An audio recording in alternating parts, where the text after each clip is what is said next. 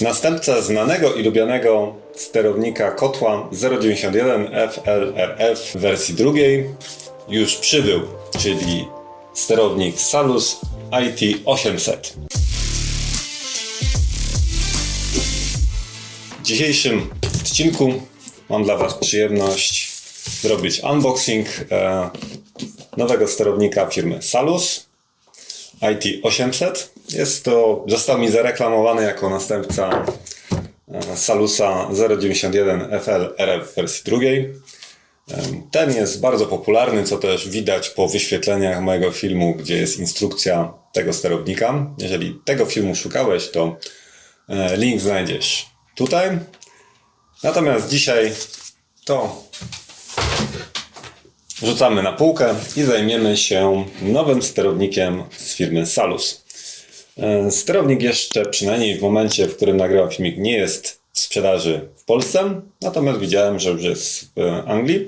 I tak wspomniałem, został mi przedstawiony jako następca tamtego starego modelu. No to zobaczmy, co nam się ukaże w środku opakowania.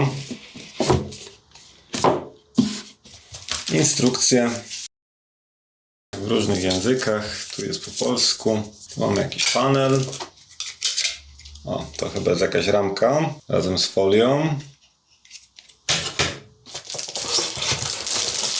To jest chyba jakaś baza ładująca. Znowu jakaś ramka. I sam sterownik. Dobra.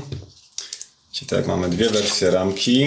A, to jest z klejem, ok. To jest z klejem.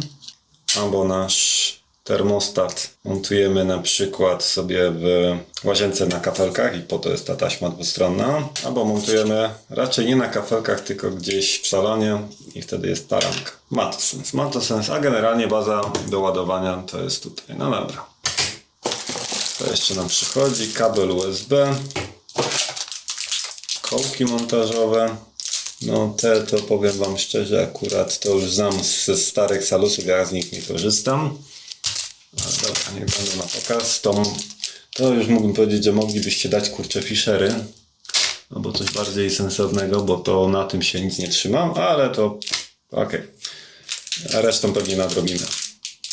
Te już kołki wyglądają ciut lepiej, ale dalej nie jakoś fantastycznie. Coś jeszcze? O.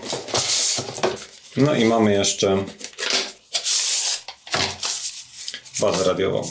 Czyli faktycznie bardzo podobny zestaw jak w przypadku Salusa 091, bo mamy nadajnik, odbiornik, to steruje kotłem, a to steruje tym i mówi mu, kiedy ma się włączyć. Czyli w sumie można by rzec, że nic się nie zmieniło.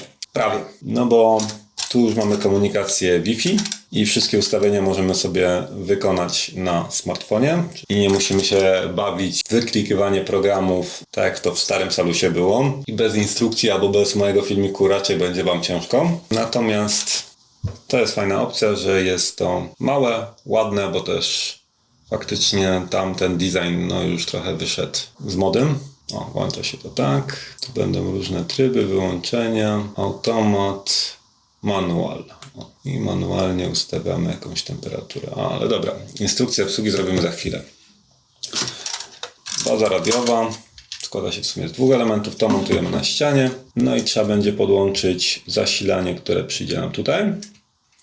No i kocioł, czy też pompę ogrzewania, bo to też może sterować pompą. Podłączamy tutaj. Czyli dalej tak samo jak w Salusie starym. Baza wygląda w zasadzie bardzo podobnie, tylko na tej płytce jest jeszcze moduł Wi-Fi, ale tego już nie zobaczymy, bo jest przykręcone. No dobra. Wygląda to na pewno ładniej. Czarny mi się podoba. Dajcie znać, jak Wam się podoba ten nowy design. Czy woleliście biały, czy czarny? Na pewno łatwo się to palcuje, ale dobra, widzę, że się chyba czepią. Bo na przykład, na tym dużo mniej widać odciski palców, a to będziecie częściej macać. Zresztą to będzie w salonie, to będzie zapewne w kotłowni, ale mamy taki wstęp, czyli później będzie podłączenie tego i myślę, że będzie gitara.